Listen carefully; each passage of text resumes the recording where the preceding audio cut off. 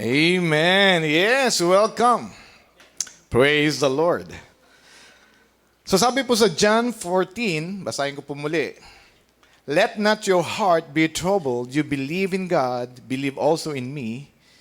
In my Father's house are many mansions. If it were not so, I would have told you. I go to a place to prepare for you. And if I go and prepare a place for you, I will come again and receive you to myself, that where I am, there you may be also. Gusto po ba nating makasama ang ating Panginoon? Kasama natin siya, but in person. You know, in flesh and blood. Wala na sigurong blood nun. In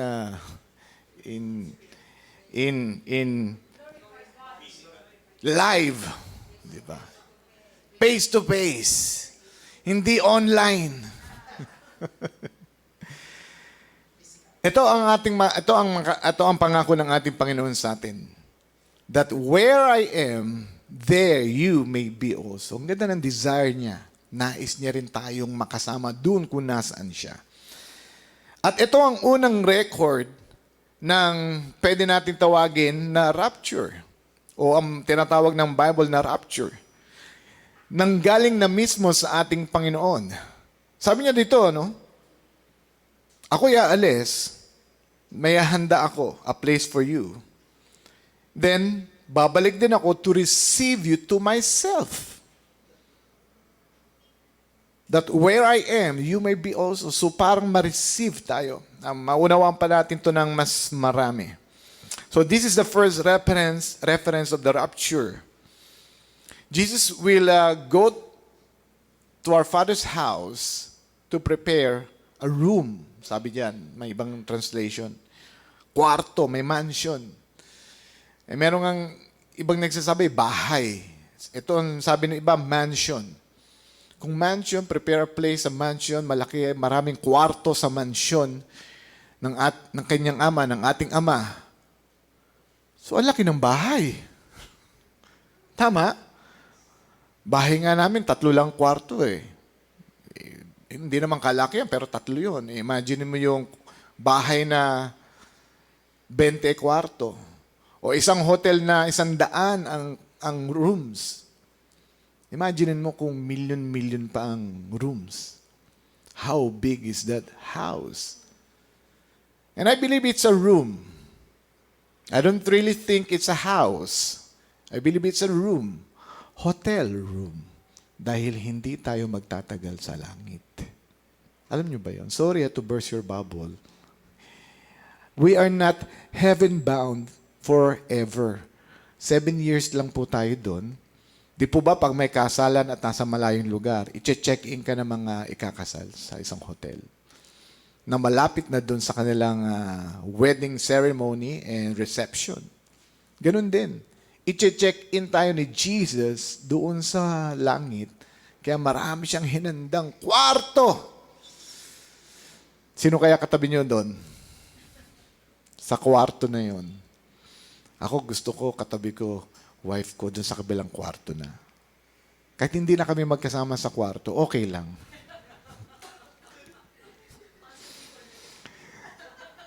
Para ma-explore niya, ma-enjoy niya for 7 years ang heaven na, talagang solo niya. Ako rin naman, ganun din. Kayo din. Di ba? Nasa sa inyo yun. Pwede niyo naman puntahan sa room ang mga kaibigan niyo, kamag-anak ninyo. But itong sinabi ni Jesus, He will prepare a place for... But just imagine kung ano ang naidulot nito sa mga disipulo niya. Nung narinig niya, iiwan ko kayo. Ha? Ba't mo kami iiwan? And for 3.5 years, si Jesus, umiikot ang buhay nila sa ating Panginoon.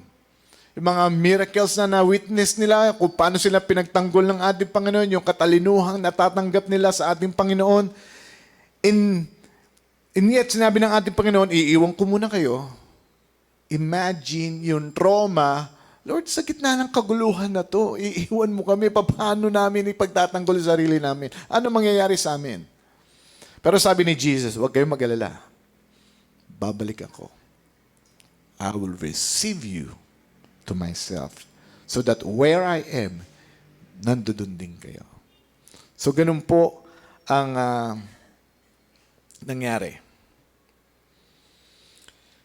So ang tanging pinangahawakan lang ng mga disipulo at that time ay ang pangako ng Panginoon. Ganun din naman tayo. Yun lang po ang pinangahawakan natin. Ang pangako niyang babalik siya. So ito po ang pag-aaral po natin, the rapture. So para mas maunawaan pa natin ang event ng rapture, so tingnan po natin mga ilang detalyeng na ihayag sa Bible so that we can have a better understanding of this rapture. The rapture, our blessed hope. Now tingnan po natin sa 1 Thessalonians chapter 4. Sa New King James Versions, in verse 13, ang sabi po dito, "But I do not want you to be ignorant, brethren, concerning those who have fallen asleep, lest you sorrow as others who have no hope." Ito po, Paul is about to tell us yung mangyayaring catching away of the church, harpazo in Greek, or rapture sa modern term po natin. So, Paul is going to explain sa mga believers kung ano itong rapture na mangyayari. So, may mga ilang, I think may 4 siyang pinoint out dito kung bakit niya ibinahagi itong event na to sa mga mananampalataya. Just imagine, first, imagine. Sabi ni Jesus, yung binasa lang natin kanina, babalik ako and I will receive you to myself. Ang kaso mo, may mga namatay ng mananampalataya. Itong panahon ni Paul, marahil mga mahal pa nila sa buhay na mananampalataya. Parang naisip Paul, paano tatanggapin ng Panginoong Jesus? Mga namatay na. Ano mangyayari sa kanila? Kami mga buhay, marireceive. Pero paano? So, Paul explained kung ano ang mangyayari sa kanila. At tayo po'y magkakaroon din po ng insight. So, Paul explained to Christians what will happen to the dead or sleep. Ang tawag niya po dito, have fallen asleep. Doon lang po muna tayo sa una. Have fallen asleep. Fallen asleep. Tutulog. Yun po ang isang katayuan na kakaibang binanggit dito. And even Jesus, yan ang gamit niya sa mga mananampalataya. Ang mga mananampalataya ay hindi namamatay. Sila ay natutulog lang. Kahit sa simbahan. Sela. So Paul does not want us to be ignorant or uninformed. Yan ang sabi niya. Concerning sa mga taong natulog or mga nangamatay. So here we can see reasons why Paul is telling this to them. So first reason kung bakit niya pinaliwanag o binanggit ang rapture is to inform them that about those who have fallen asleep. Ipaliwanag, ano ba itong mga taong nangamatay? Before I continue, sino po ba dito may kamag-anak na nanamatay? Lahat po tayo, siyempre. Kamag-anak nyo eh. Hindi ka naman singaw, di ba? So lahat po tayo meron ng kamag-anak, mahal sa buhay, na have fallen asleep o nangamatay. So ito po yung gustong ipaliwanag ni Paul sa atin. Para hindi po tayo ignorante or uninformed. In other words. So one of the reasons Paul talks about rapture ay para sabihin lang sa kanila kung ano ang nangyari sa kanila. Para hindi sila lito or ligaw. Second reason, Paul talks about rapture to tell them that flesh and blood cannot inherit the kingdom of God. That's the second reason. Kailangan magkaroon ng rapture or itong tinatawag ng catching away, at mababasa po natin mamaya, dahil ang katawan po natin right now is only good for earth. Ang katawan po natin pang lupa lang. Actually, pag lumagpas ka lang ng konting sa atmosphere natin at mataas na bundok, hirap na ang ating katawan. Kailangan mo nang may extra oxygen para makahinga ka. Dadalhin tayo sa langit eh. Ano bang kailangan nating suot doon? O anong kailangan meron tayo? So, flesh and blood, you cannot inherit the kingdom of God or experience that because we will be going back and forth from heaven and to earth. At sabi ko nga po, heaven is not our final destiny. Our final destiny is earth again because that's the original plan of God. When He created earth, He put man on earth to have dominion. At hindi naman babaguhin ng Panginoon yun. Nagkaroon lang ng konting glitch. Problema sa nangyayari. Alam din po natin yun kay Adan, kay Eva, at buong sangkatauhan. And God is already have a fix to that. And when everything is already fixed, balik ulit tayo dito. Amen? So, kaya yung 7 years na nasa langit tayo, enjoyin nyo rin. Mamasyal ka na rin doon. Although pwede ka naman bumalik doon, pabalik-balik, because you're equipped. Flesh and blood, mamaya makikita natin yan. And in 1 Corinthians 15:15, nakasulat yan. You cannot function as a flesh and blood, so there should be a change sa ating katawan muna na mangyari. And mangyayari yan sa rapture. Third reason, to remove us before the great tribulation. Para maalis din tayo bago dumating ang napakalaking dilubyo dito sa mundo. You know, every time I hear myself saying dilubyo, parang hindi kasi ako sanay na magbanggit ng mga ganyan. But isang katotohanan to na talagang mangyayari sa mundo. If we will read Revelation, nandoon ang mga ilang detalye sa tribulation na mangyayari. And God is going to remove the church, tayo, bago mangyari yun. We will not experience yung tribulation as we have learned in the past. Hindi ka dadaan doon before all hell break loose. Now, basahin po natin in 1 Thessalonians 1:10. Nakasulat po diyan. And to wait for His Son from heaven, yun po tayo, whom He raised from the dead, Jesus, who rescues us from the coming wrath. So Paul is already talking about removing us from earth and rescuing us from the coming wrath. God's wrath, the day of the Lord, the great tribulation. So Jesus is not talking about hell here. Hindi niya binabanggit ang impyerno na i-rescue tayo sa impyerno. No. I-rescue tayo from the coming wrath. And what is that? At 1 Thessalonians niyan, tuloy-tuloy yan. Pag binasa po natin yan, maunawaan natin yung great tribulation. At yung rescuing there has something to do with catching away of the church. Rapture. Sabihin po natin lahat, rapture. So kung gaano kasama ang nakikita natin ngayon dito sa mundo, and how bad it is right now, sa pagdating po ng Great Tribulation, walang-wala po yan. Mapapahiya ang mga Hamas sa mga pinaggagawa nila.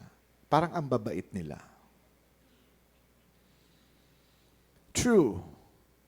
Because if unimaginable ang mga ginawa na ng, pag napapakinggan mo sa balita, ng mga umatake sa Israel, unimaginable na siya. But let me tell you, even more unimaginable ang gagawin ng Antichrist doon sa tribulation. And the reason why I'm telling you this, so you need to be thankful sa ating Panginoon na tayo ay aalisin bago mangyari ang mga yun. Amen. Thank you, Lord. So bago ang mangyari ang lahat, si Jesus ay ira-rapture tayo. Ganun kabilis. Like Noah escaped from the flood. Pinakita na ng Panginoon yan. Yung mga kanya, inaalis niya bago dumating ang judgment. Noah's flood, right? Although nag-preach si Noah ng ilang taon, 100 taon, walang nanampalataya, walang naniwala. Bakit? Kasi ang kanyang pre-preach ay hindi pa nila nakikita. Tayo, common na sa ating panahon ang bumabaha. Kaya pag si Noah ay nag-preach ngayon, maraming maniniwala. Babaha ngayon dyan. Ay, oo, alam namin, lagi nagbabaha. Uulan ng malakas. Oh, ganyan na ganyan. Umuulan ng malakas. Nung Undoy, nung Yolanda, umulan ng malakas. Ang laking baha. Normal. Pero nung panahon ni Noah, nung tinuturo niya to, sinasabi niya, magkakaroon ng matinding baha at matinding pag-ulan at babahain ang buong mundo, sumakay kayo dito sa barko o dito sa ark na ginawa niya. Doon lang kayo maliligtas. Hindi sila naniniwala. Because nung time na yon, hindi pa sila nakakakita ng ulan kahit minsan. Ulan, Noah, uulan, galing sa langit, may tubig, mag-isa ka. Wala naman nangyayaring ganyan. Walang nangyayaring ganun. Ang tubig na nanggagaling sa kanila at dinidiligan ang mga halaman is mist sa morning dew. Hanggang dun lang. Pero ulan, malabo yan. Noah, mag-isa ka na lang dyan sa ark mo. So, hindi sila naniwala. Itong binabanggit natin, rapture. Actually nga, itong rapture, nangyari na. Sa nakaraan. Kay, una, si Lot. Escape from Sodom and Gomorrah. So, naligtas ng Panginoon ang kanya bago dumating ang judgment. Rahab, escape yung destruction ng wall of Jericho. Bago na-destroy yung wall of Jericho, naligtas muna yung kay Lord. The reason why I'm saying and telling you this, dahil may mga nagtuturo, we belong to God, dadaan tayo doon sa judgment. Hindi ganun si Lord. Pinakita niya na noon kung ano ang kanya, iingatan niya, aalisin niya muna bago magkaroon ng judgment or any distraction. At yun po ang mangyayari sa atin. Before anything else, sabihin nyo na ang sama na nangyayari ngayon, gusto nyo nang umalis. Pero hindi pa, dahil wala naman nakakalam ng rapture kung kailan mangyayari. Pero for sure, sabi ni Jesus, babalik ako at tatanggapin ko kayo sa akin, for where I am, you will be also. Another reason. Now, bago yon, let me just give you a overview again ng timeline. Ayan. Para lang alam po natin yung ating pinag-uusapan. Pinakita ko na po ito nung ating pagtuturo minsan. So, dito po yung tinatawag na church age, yung color powder blue or baby blue. At red is the tribulation or great tribulation. At yung blue o yung purple, yan yung millennial reign. After the tribulation, papasok tayo sa 1,000-year reign of our Lord Jesus Christ. Ilang libong taon? Isa. Huwag mo niyong dagdagan, huwag 10,000. Isa lang, 1,000 lang. Millennial reign. At pagkatapos ng 1,000 taon, mapapalitan na ang lahat. Magkakaroon ng new heaven and new earth. Doon pa lang mababago ang lahat. Yung McDonald's, baka sa millennial reign ni Jesus, nandito pa to. Kung hindi tatamaan ng missile. O kung hindi mararansak. O kung hindi man kung ano mang magagawa. So, nandiyan pa yaman. Sa tribulation. Lahat yan. At pagbalik natin, maaaring nandito pa to. At yun. Now, right now, nandito po tayo sa church age. Last Sunday, napag-usapan po natin na we are now living in dispensation of grace. Church age. Hindi ito ang orasan ng mga Hudyo. Tumigil ang orasan ng mga Hudyo. Kulang na lang sila ng 7 years para makomplete ang kanilang timetable so that God can repeat everything at mag-reign ang ating Panginoon. Meron silang 7 years na lang naiiwan. At yun po ang 7-year tribulation. Yun po yun. Church age. Now, ang rapture can happen anytime. And once it happened, ilang oras, ilang araw, ilang linggo, may konting gap lang yan, then the start of the Great Tribulation. Bago magsimula ang lahat, tayo muna ay aalisin ng Panginoon dito. Hindi po yan eksaktong biglang na-rapture tayo, then Great Tribulation. Ang magti-trigger, tandaan po natin, ang magti-trigger katulad ng napag-aralan natin last Sunday, yung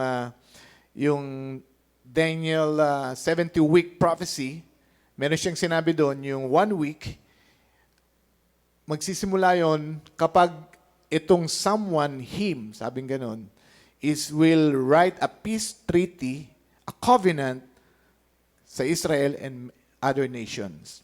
Doon magsisimula yung 1 week or yung 7 years. Hindi po sa rapture. But rapture can happen anytime.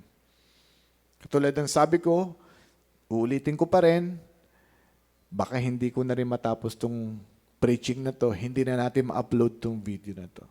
It could happen anytime. At kung sakaling nangyari, baka next week, hindi ko alam, tomorrow, nagkaayos na sila, nagkaroon ng peace treaty, then start of the Great Tribulation. That's the timing. Okay. So reason number 4, why Paul explains the rapture, so we will not grieve as others grieve without hope. Because when you lose someone, it really affects your emotion. We grieve, we cry, we ask questions. But Paul said, pwede kang mag-grieve, but if you know the truth about this rapture, you may grieve, but not as those people that grieve without hope. Tingnan po natin sa sumunod na scripture. Sabi po dyan, brothers and sisters, we do not want you to be uninformed about those asleep, so that you do not grieve. You see? Paul is telling us those people who have died, have fallen asleep, mga mahal natin sa buhay na nauna na, nailibing na natin, o nasunog na, o kinain ng pating, kinain ng mga uod sa lupa, dahil walang casket eh. Nilibing na lang. Mamaya sasagutin natin yan. Oy, kaya yung iba, sasabihin nila, ayaw kong nang papasunog kasi paano nang mabubuo ni Lord yun? Talaga, ha? Mahirap kay Lord yun, buuin. Lupa nga, kaya niyang gawin tao eh. Well, anyway, may mga ganun kasi nag-iisip eh, kaya ayaw. So yan, sabi dyan, So, we don't want you to be ignorant. So sinulat ni Paul ang explain yung rapture para tayong mga nawalan ng mahal sa buhay ay hindi po tayo masyadong mag-grieve. Pwede tayong mag-grieve. Pero there are these people that grieve because they are hopeless.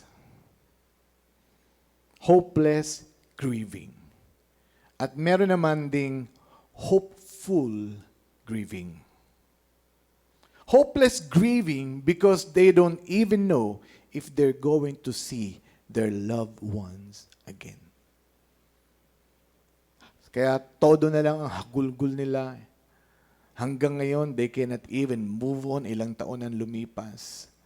Because talagang mahal na mahal kasi nila yon at hindi na nila alam kung sila ever pang magkikita. Nalulungkot ng sobra-sobra. They cannot move on with their lives. Hopeless grieving. Pero merong hopeful. Ano yung hopeful grieving? Magkikita tayo muli. I know. Hinagis mo yung bulaklak. Dahil yun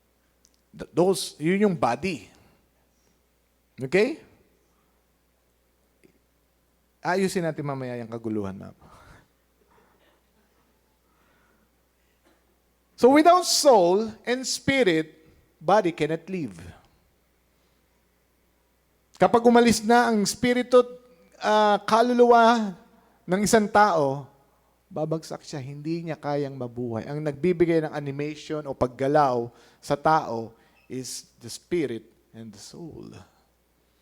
Kaya nga yung create ng tao, sa unang tao, si Adan, di ba? Nag-form from the dust and then God breathed and the man became a living soul. Tsaka nagkaroon ng buhay. At pag yan namatay, nagdi-depart uli siya. So, at sa rapture, kasama ng Panginoon, ang tunay na, yung mga namatay, na sila. Tunay na tayo para magsama ang tunay na ikaw at ang iyong bagong katawan. Verse 15. Sige. According to the Lord's word, we tell you that who are still alive, who are left until the coming of the Lord, will certainly not precede those who have fallen asleep. Ang ibig sabihin, hindi mo mauunahan ang mga patay na ma-rapture silang una. Sila ang unang nasa listahan ni Lord. Yun ang pinapalawanag ni Paul dahil nga ang kaisipan nila, marami ng mananampalatayang namatay, Paul.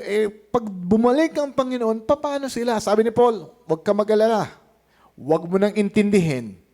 Dahil sila ang unang mabubuhay. Sila ang unang mararapture at bago tayong mga buhay. Alam mo itong mga ganitong teaching, minsan yung mga dalaga, mga binata, ay sana wag mo nang bumalik si Lord. O kaya 40 na, 40 years old na wala pang jowa. Wag naman. O kaya pag ikakasal na, Lord, kinakasal na ako, wag ka mo nang babalik ngayong gabi. Bukas na ng umaga.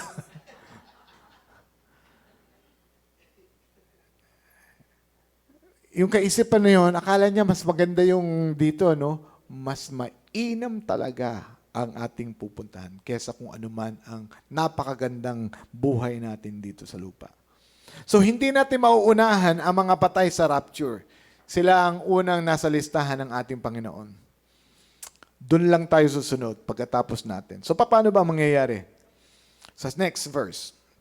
Verse 16. Ganito po ang mangyayari dyan. For the Lord Himself, okay, will come down from heaven and with a loud shout or command, with the voice of the archangel and with the trumpet call of God, and the dead in Christ will rise first. This is the sequence of events na binigay ng Panginoon. Sabi niya, according to the word of the Lord. Hindi to kathang-isip ni Paul. Minsan sinasabi niya, ito ay opinion ko lang. Pero ito sinabi niya, galing ito mismo sa ating Panginoon. So we can be assured, ito ang mangyayari. According to the Lord's word, okay? For the Lord Himself will come down. Will come down hanggang saan? Hanggang sa earth? Nope. Hanggang come down kasi mas mataas ang langit. I mean, by distance from our unang, tawag nila dito first heaven, second heaven, and third heaven. Yung first heaven na binabanggit natin, langit, kaulapan lang naman yun. Diyan sa langit, di ba? Kaulapan lang yan. And outside that is the outer space. Also, we call them langit or heaven. But there's this third heaven, which is yun talaga ang langit. A place. Bandang north side, according to the Bible. Bandang north side ang heaven. Yung place. There's a place, a real place called heaven. Don't you know? There's a real place called heaven. At para mabuhay ka doon, hindi mo kailangan magpalit ka ng katawan. Hindi ka mabubuhay ng ganitong katawan. So the Lord will come down hanggang doon sa cloud, at mamaya mababasa din po natin sa cloud, And with a loud shout, a command.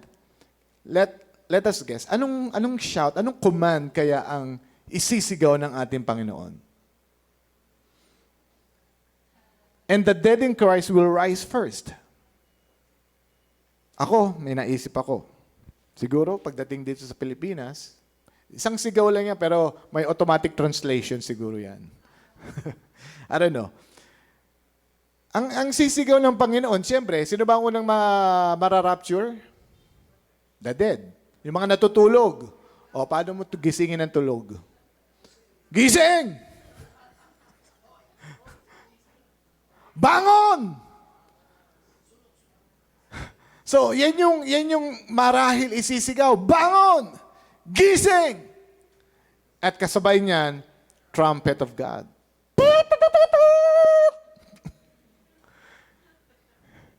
Maririnig po natin lahat yun.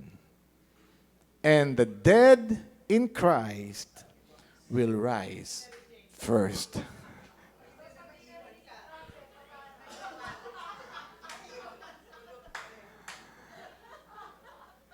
Sa mga nanonood, kung sakaling bigla na lang po kami nawala, itong i-share ko po, at kayo ay nandiyan, naiwan, search niyo po sa YouTube, Jesus One Generation Church, upload ko itong video doon.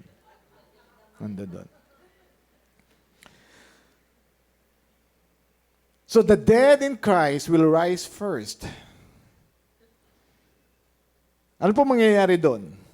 So, tingnan po natin ang mga itong binasa po natin. So, ang Panginoong Jesus ay pangungunahan niya ang mga anghel.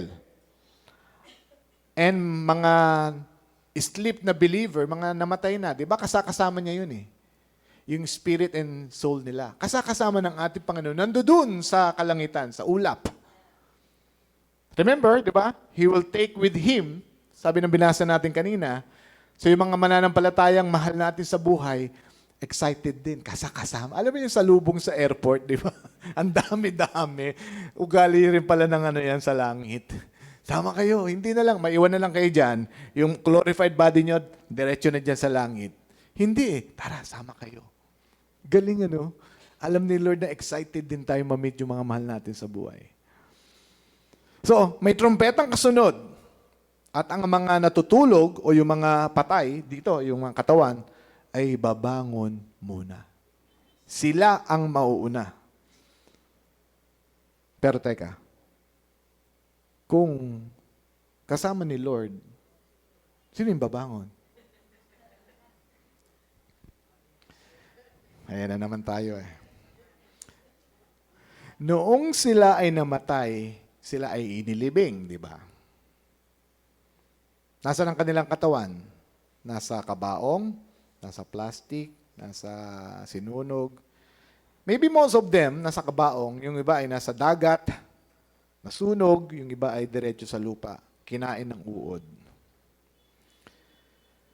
Now, sino itong babangon dito? Kasi may sinabing will rise, di ba? Will rise. Ang babangon dyan ay yung bagong katawan ng mga mahal natin sa buhay na nangamatay, na naghihintay doon sa kaulapan. Nagsama na sila.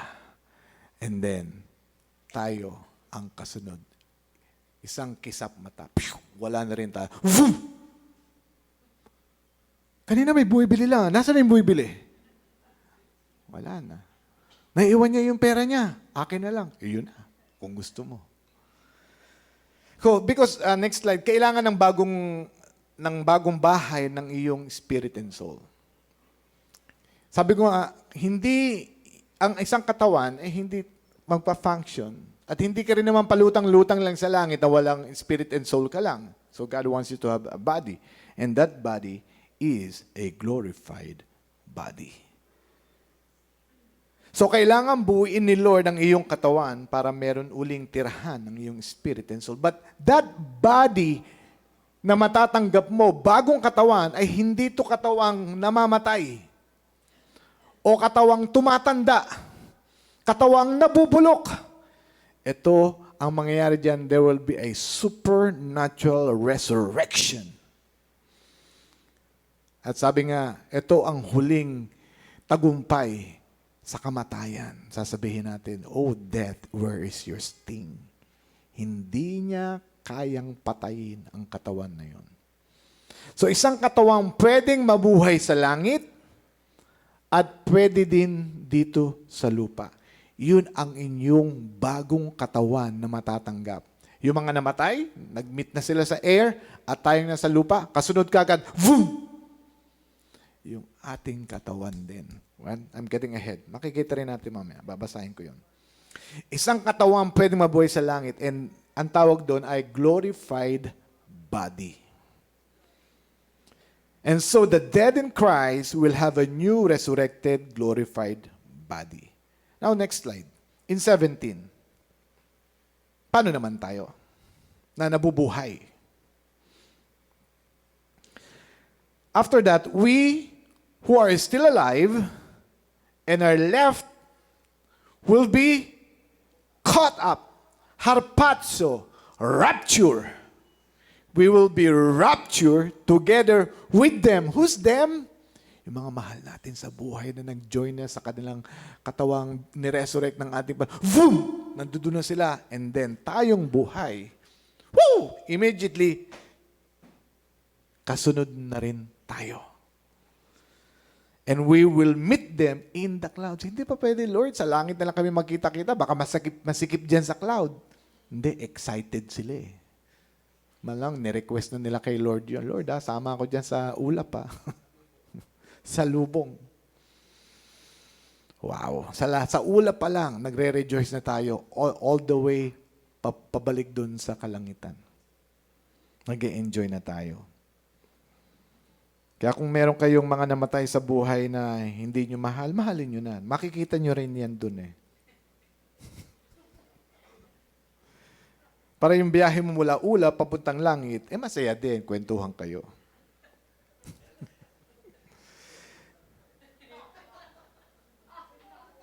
We will meet them in the clouds to meet the Lord in the air. Yung pagbaba ng ating Panginoon, hindi siya all the way magta-touchdown sa lupa. Nandun lang siya sa kaulapan. Ayaw niya magpakita dito. Doon lang, yun lang talaga. We will meet the Lord in the air. First, we will meet yung ating mga loved ones na may glorified body na doon at tayo glorified body na rin. And we will meet the Lord in the air. And so we will be with the Lord forever. So ang meeting place natin ay sa ulap. Gawa tayo kaya ng kantang tagpuan natin ay sa ulap. 'Di ba? Maganda 'yan. So kailangan natin ng bagong katawan. Tayong buhay sa pagdating ni Jesus ay papalitan niya rin ang ating katawan. So, na-resurrect na sila, glorified body. Pero tayo, hindi naman tayo i-resurrect kasi buhay tayo. What will happen to us? So, ito ang sinabi sa Corinthians 15. 1 Corinthians 15.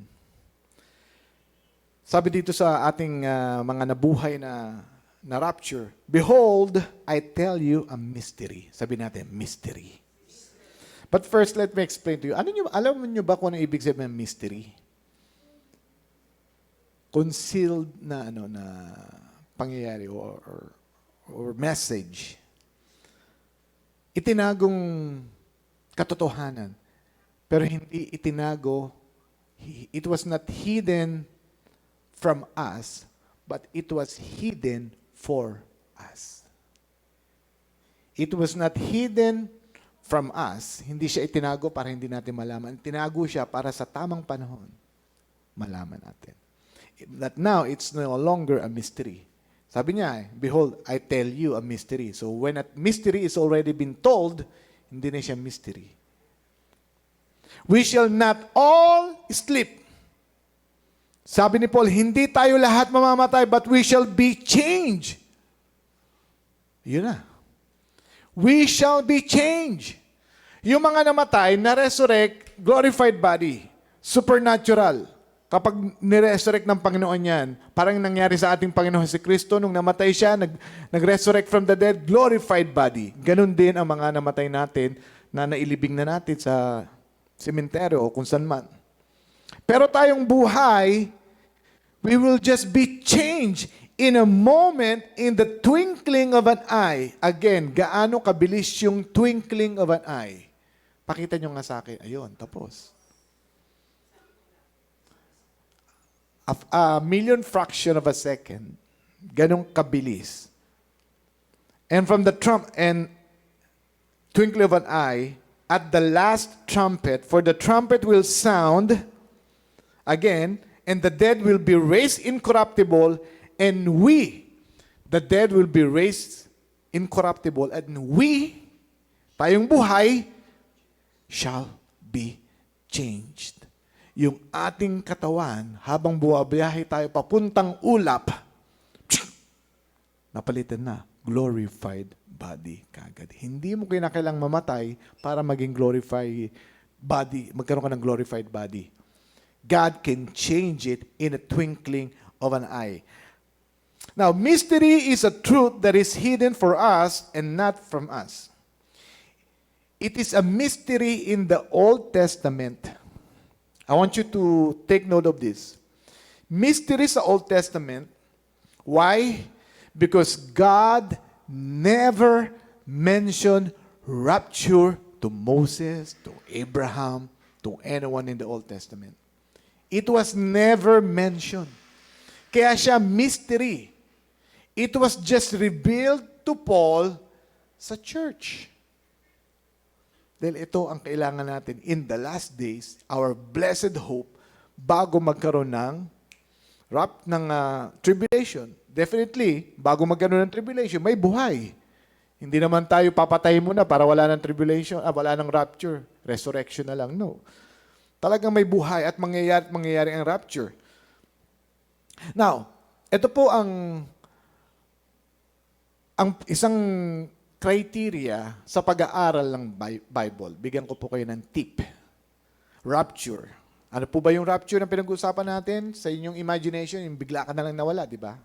That's how we understand that. And tama po yun. Ito ba'y isang katahang isip? Ito ba'y imbento? O ito ba'y may katotohanan? Isang tanong yun. Pwedeng ito'y isang imbento, fable, walang katotohanan kung wala tayong makikitang nangyaring ganito sa nakaraan. Ang isang tao, kaya niya bang mabuhay, kaya niya bang hindi na mamatay? Ang isang tao, katulad pinanganak sa lupa, kaya niya ba? Kaya bang niyang paniwalaan, mananampalataya ako, hindi ako mamamatay. Kasi sabi ng Bible, whatever I believe, mangyayari sa akin. Kaya niya ba talagang manampalataya na mabuhay siya kahit 10,000 taon lang? Again, the principle, kung wala kang makikita sa Old Testament na nangyaring ganon, hindi mo pwedeng gawin ngayon. Kaya merong naniwala, di ba, pag nagtitake ng communion, ito yung nagbibigay ng buhay sa iyo ng Panginoon. Kaya, this is the fountain of youth at hindi na mamamatay ang ating katawan. Ang sagot lang doon, dapat ibabangga mo rin yan sa Old Testament scripture na may nangyaring ganyan para pwede mong paniwalaan din ngayon. Wala. So, mahirap paniwalaan yun.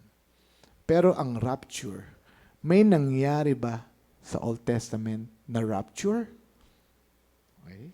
Nako, madami, nagado. Sa Old Testament, si Enoch, Genesis 5:24, he was just walking with God and then boom, nawala na.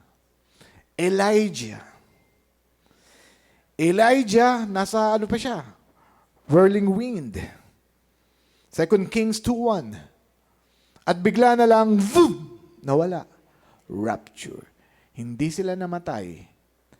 So, dahil meron tayong reference na nagawa noon ng Panginoon,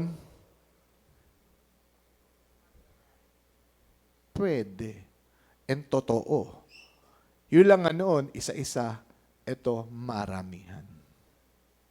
So, rapture ay makikita natin even in the Old Testament. Next, ang iyong katawan ay magbabago.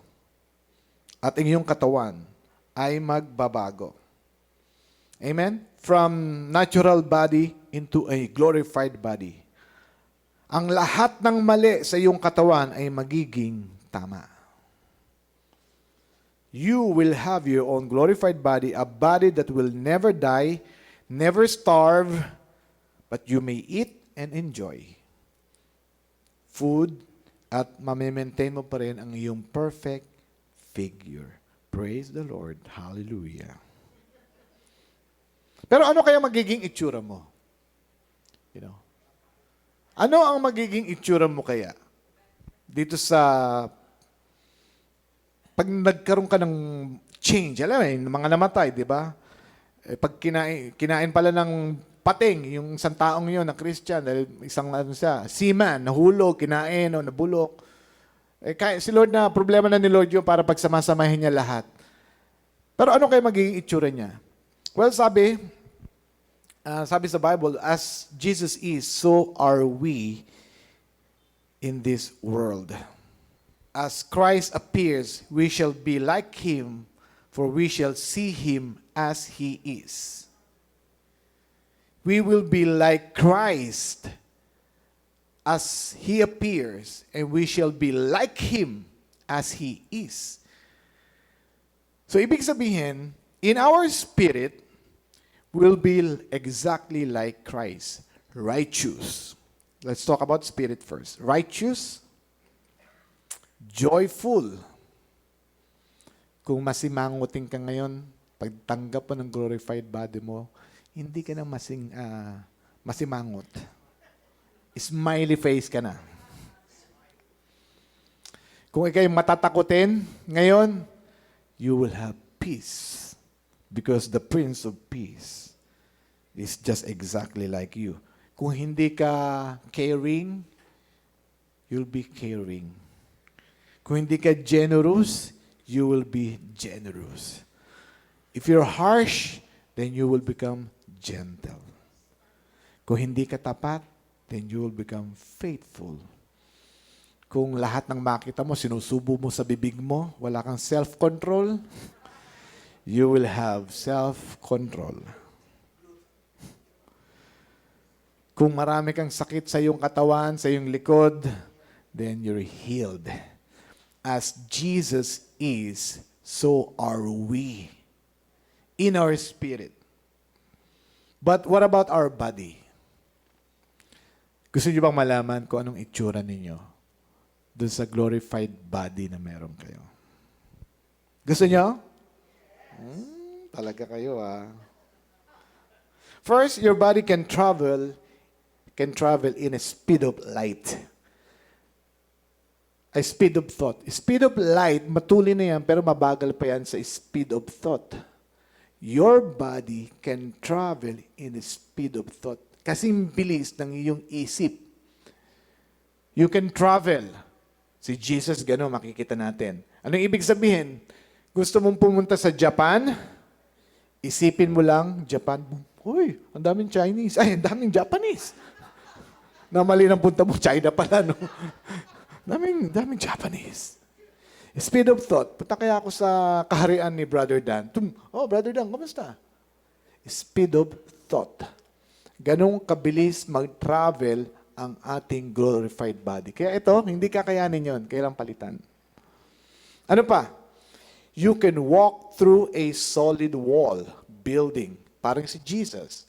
Nung siya nagpakita sa mga disipulo, hindi siya kumatok at pumasok sa pintuan. Ginawa niya, pumasok lang siya dyan. O, kumusta kayo? Hey, multo! Di ba nagulat sila? Akala multo? Kasi tumagos sa dingding. And also, you can float in the air. Remember, we will meet them in the air. Eh di pwede tayong lumutang. Pag pwede kang lumutang, pwede kang lumipad. Superman. Yung idea ng Superman na yan, bakit meron? Because isa sa desire ng tao talaga lumipad. Kaso sa panaginip ko, ang lipad ko ang baba. Hindi ako makalipad ng mataas at laging abot ng aswang ang aking paa. Kahit anong pilit kong itaas ang aking lipad, naaabot niya ang aking paa. Pero in our glorified body, we can fly. Kung you can choose not to travel by the speed of thought, gusto mo lang talagang lumipad, dadaan ka sa mga ulap-ulap, dadaan ka sa ulap, dadaan ka sa whatever. In your body, how you'd like. Paano magiging itsura mo in your body? Now, when Jesus resurrected from the dead, they recognized Him. Ibig sabihin, kung ano itsura mo ngayon, yun ang itsura ng glorified body mo. Kaya mahalin mo na ang iyong mata, ang iyong ilong. Love it. Kung anong itsura mo ngayon, yun din ang magiging itsura. You will not morph into someone else. Kahit gusto mo maging si Richard Gere, hindi. You were created unique and beautiful. Alam ba kung bakit nagiging pangit lang sa mata natin ngayon ang isang tao? Because we have imperfect heart. We don't have a pure heart. But if we have a pure heart, lahat ng itsura ang gaganda at ang gagwapo. Walang pangit. Kaya sabihin natin, pangit man akong tignan ngayon sa glorified body ko, maganda na akong tignan. Pero walang napalitan sa'yo, ang napalitan yung puso ng tumitingin. So, mahalin mo na ang iyong muka. Sinulat ko talaga yan. Para makita natin, mahalin mo yung muka, ilong mo, at mata mo. Huwag mong i-despise yan. Ikaw na yan. So, the rapture is the next big event on God's calendar. It is the next big event. Before the tribulation, the rapture of the church is the biggest church event. Bigger than any gathering and bigger than any revival that we have ever seen. And before the great tribulation, alam nyo ba, there will be first the great reunion. Lahat ng mga mahal natin sa buhay na nanampalataya sa ating Panginoon, sila ay makikita natin muli in person, face to face. At habang buhay na, makakasama natin sila. Hindi na tayo maghihiwalay. Ay, thank you, Jesus. And there could be a reunion with your pet. Merong hint tayong nakita.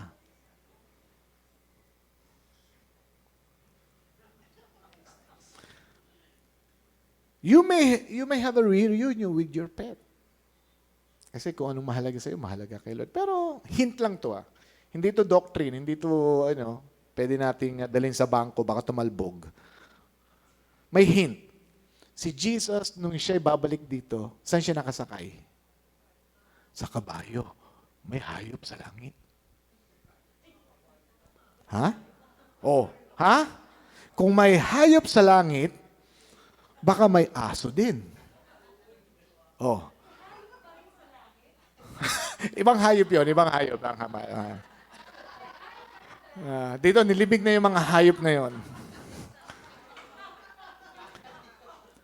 So kung si Jesus nakasakay sa kabayo, hayop, baka may aso din, baka may birds, o yung mga pets ninyo, except cat. Walang cat doon, hindi maganda. Hindi maganda pusa, ayoko nun. Hindi, I don't know. The preference ko lang, I like dog than cat. Well, anyway, so may hint lang tayo. So, kung nasaan man ang ating Panginoon. Ba't ang pinakamahalaga? Siyempre yung mahal natin sa buhay. Nandiyan nga yung pet mo, wala naman yung mahal sa buhay mo. Ang pinakamahalaga, yung mahal natin sa buhay. Before the great tribulation, there will be first the great reunion. What a day it's going to be. So therefore, sabi ni Paul, and as I end, comfort one another with these words. Comfort one another. Pwede palang ipang-comfort to. Magkikita rin kayo mahal mo sa buhay. Mananampalataya ba? Oy, magkikita kayo. Huwag kang mawala ng pag-asa. So bakit comfort ang dulot ng rapture? Now, ito yung mga ilang naisip ko. Bakit comfort ang pwede niyang idulot? Dahil alam mo, kapag ikaw ay namatay, hindi ka pala tunay na patay. Ikaw ay natutulog lang. Parang isang tagline na isang purenaryang makeup artist. Anong gusto nyo? Parang natutulog lang. Totoo, magandang pangalan ng purinary yan, parlor. Parang natutulog lang, parlor. Yeah, kasi yun po ang ating estado. Alam natin, hindi po tayo namatay. Tayo ay natulog lang. We just shift to a different state of consciousness. Pangalawa, bakit po comfort ang daladala nito? Dahil magkakaroon ka rin ng desire na mag-witness. Alam mo, may paraan, mag-witness ka, makasama mo ang mga mahal mo sa buhay at hindi siya mapasama doon sa nalalapit na wrath.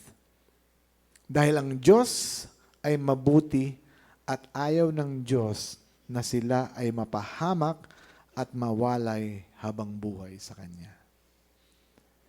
And the only person that can do that is us. Sa ngayon, wala pong magpipreach na angel. Tayo po ang inaasahan ng Panginoon. Dalhin ang kanyang mabuting balita. It's really a comfort. Dahil you don't have to do anything. You don't have to bring your good works. All you need to do is believe on our Lord Jesus Christ. That's it. Hindi mahirap gawin yon. Then, kasama ka na sa rapture sa unang biyahe. And lastly, let me read this. And everyone who has this hope, this what we just study, purifies himself just as he is pure. We will start to live a pure life because we have this hope. This teaching, this revelation will affect your soul and your whole being. And this is what we are looking for every day. Ito po ang we are looking forward to, the blessed. We are not looking for, sino kaya ang susunod na Antichrist? O sino kaya yung Antichrist? Hindi po yun ang hinahanap natin. Ang hinahanap po natin is Jesus appearing in the cloud. Gising! Yun ang hinihintay natin. At yung, shh!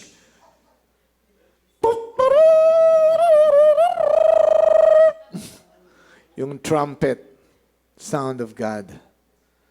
That's what we are looking for. Wag lang tayo mapapraning.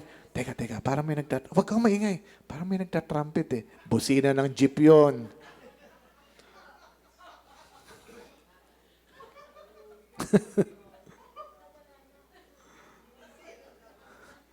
And to end, kung tayo ay super excited, ang ating Panginoon is million times super excited to see us, to be with Him in person, face to face. In Revelation 22, He who is the faithful witness to all these things says, yes, sabi ni Jesus, I am coming soon. Amen. Come, Lord Jesus. May the grace of the Lord Jesus be with God's holy people. Panginoon, maraming salamat po sa inyong pangako, sa napakagandang nakahain sa amin, sa aming future. This is what we are waiting, looking forward to see you, to be with you, that blessed hope. We will meet you again in the air. Thank you so much that ang tanging ginawa lang namin ay manampalataya sa inyo and everything, the rest, kayo na po ang gumawa. Maraming salamat po. And even so, sa mga nakikinig po sa atin, all you need to do is to believe on our Lord Jesus Christ. You don't have to do anything good works for you to receive Him because Jesus Christ already did that for you. What you need to do is to receive His good works para mabayaran ang iyong kasalanan. Siya na ang nagbayad. And you can receive God's gift of salvation right now. Just believe on our Lord Jesus. Amen. Palakpakan po natin ang Panginoon. Thank you, Jesus.